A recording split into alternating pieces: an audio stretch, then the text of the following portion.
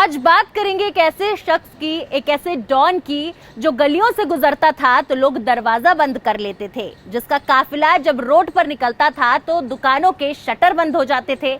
जी हाँ, ये वो नाम है जिससे पूर्वांचल का चप्पा चप्पा और बच्चा बच्चा थरथराता था। बात करेंगे आज मुख्तार अंसारी की। दरअसल मुकदमों की भरमार, कत्ल डकैती से लेकर सियासत में कैसे हुई मुख्तार की एंट्री आपको बताएंगे। कैसा रहा मुख्तार का अर्श से फर्श तक का सफर, ये भी आपको बताएंगे।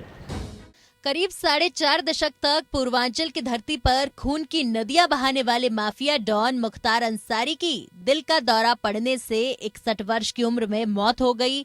मुख्तार बांदा जेल में बीते 3 वर्षों से बंद था। इससे पहले वह देश की अलग अलग जेलों में 19 वर्ष तक बंद रहा है। बुजुर्गों की एक कहावत है कि वक्त सभी का बदलता है, कभी अर्श तो कभी फर्श में। जानिए कैसे सचिनानंद राय हत्याकांड से अपराध की दुनिया में मुख्तार अंसारी की एंट्री हुई। अपराध की दुनिया में मुख्तार ने कैसे रखा कदम। गाजीपुर जिले के ठेके पट्टी का काम करने वाले ठेकेदार सचिनानंद राय की धमकियों से गाजीपुर जिले के यूसुफपुर निवासी माफिया मुख्तार अंसारी इस कदर आहत हुआ कि उसने वर्ष 1988 में राय की गोलियों से भूनकर हत्या करवा दी। ये वो हत्या थी जब मुख्तार का नाम अपराध की दुनिया में पहली बार उभर कर आया था। सचिनानंद राय की हत्या के बाद न सिर्फ गाजीपुर बल्कि मऊ, वाराणसी, जौनपुर और बिहार के कई जिलों में मुख्तार अंसारी के नाम से लोग खौफ खाने लगे। इन जिलों में होने वाली हर हत्याओं और खुलने वाले हर ठेके पर मुख्तार का नाम आने लगा। देखते ही देखते मुख्तार को राजनीतिक संरक्षण मिला और फिर वह अपनी मुख्तारी पूरे पूर्वांचल में दिखाने लगा था।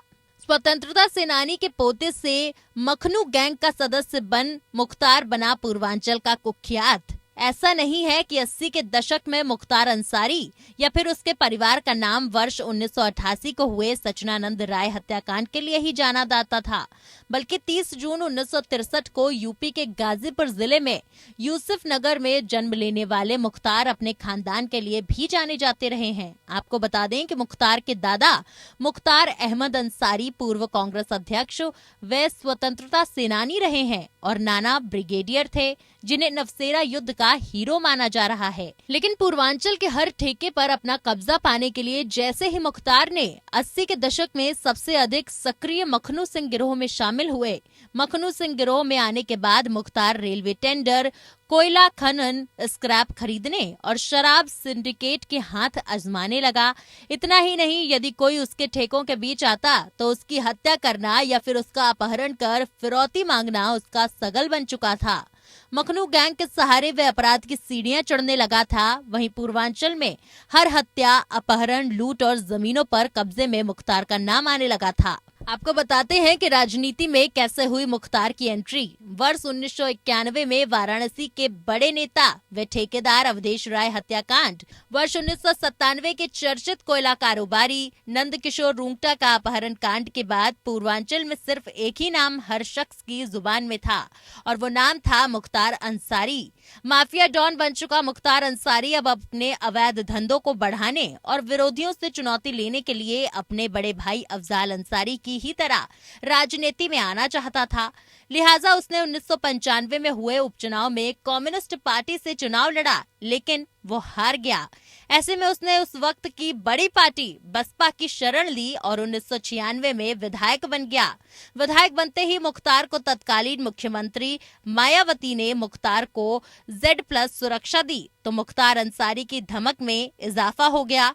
मुख्तार ने 2002 का एक बार फिर चुनाव लड़ा और विधायक बन राजनीति में अपराधीकरण को हवा दे दी।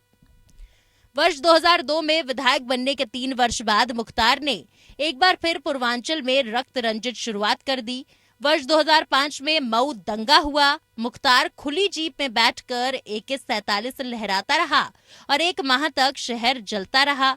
मऊ दंगे के बाद उसने 25 अक्टूबर 2005 को गाजीपुर में सरेंडर किया था। और वहीं के जिला जेल में दाखिल हुआ।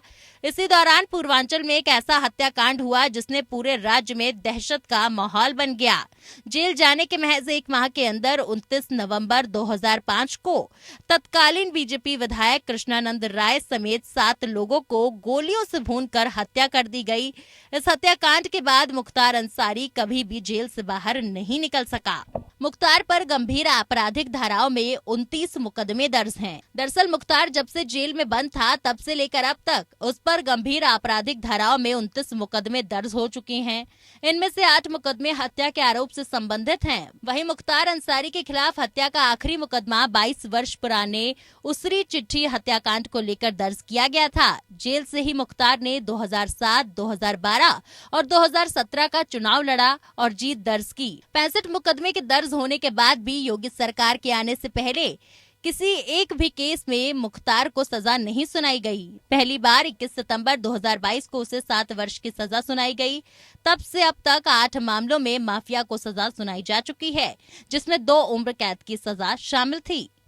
डॉन से नेता तक का सफर आखिर मुख्तार का कैसा रहा?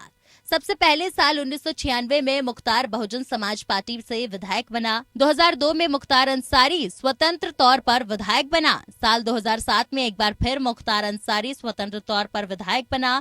साल 2012 में मुख्तार अंसारी कौमी एकता दल से एक चौथी बार विधायक चुना गया। साल 2017 विधानसभा चुनाव में मुख्तार अंसारी 5वीं बार मऊ जिले के विधायक बना। वहीं बसपा से निकाले जाने और अन्य किसी पार्टी में जगह नहीं मिलने के बाद मुख्तार और उनके भाई अफजाल सिकबतुल्ला ने अपनी पार्टी कौमी एकता दल बनाया। मुख्तार अंसारी की केस डायरी कैसी रही? बता दें कि 5 जून 2023 को पहली बार हत्या केस में उम्र कैद सजा सुनाई गई। साथ ही अवधेश राय हत्याकांड में मुख्तार को कोर्ट ने दोषी ठहराया था। वहीं 27 अक्टूबर 2023 गैंगस्टर एक्ट के केस में 10 वर्ष कारावास की सजा सुनाई गई। मुख्तार गिरोह के 292 सहयोगियों पर 160 मुकदमे दर्ज कराए गए थे। मुख्तार अंसारी और उसके गिरोह की 605 करोड़ की संपत्ति जब्त कर ली गई। वहीं गिरोह के 215 करोड़ रुपए के अवैध कारोबार को बंद कराया गया है। वो कहते हैं ना कि अति किसी भी चीज की क्यों ना हो, उसका अंत होता ही है।